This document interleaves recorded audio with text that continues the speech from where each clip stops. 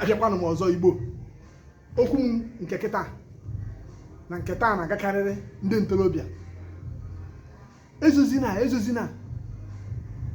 Ezozinaa gị bụ onye ntorobịa.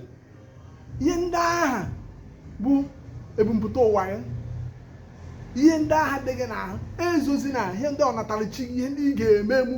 Ezozinaa ebe ọbụla nọ na-egosi ọ bụrụ ukwe ezigbo ọmarịcha onu ka ị nwe, na-ewepụta ya, na-etinye na-ewepụta onu n'ukwe.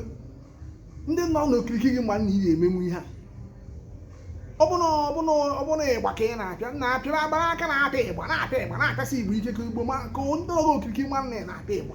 Ezozinaa onwe ndị che na onwere ndị a na-ewepụta iche ka ha jee mee ihe dị aṅaa na ndụ.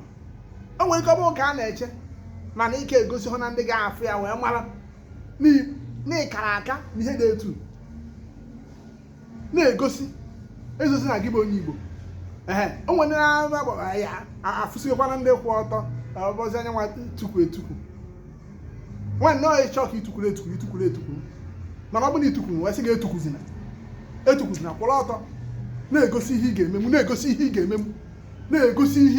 Ọ bụrụ ịgbasiri ike, ọ bụrụ nwere ike ọkpụ aka. Oliver Ikoko gụrụ ya n'egwu, ọsọ onye na-etite ọkpọ n'enu ụwa ajabi ya mma, jabi ya ike, na-egosi ụwa ihe ị ga-emenwu. Ị na-egosi ofu mgbọsị ofu anya daanya ga-afịa ọfịa, o were weji ebe a chọ ka eweje nsoro ibe gị chaa. Ọ ka ọ dị. Ezozinaa gị bụ onye ntorobịa Igbo.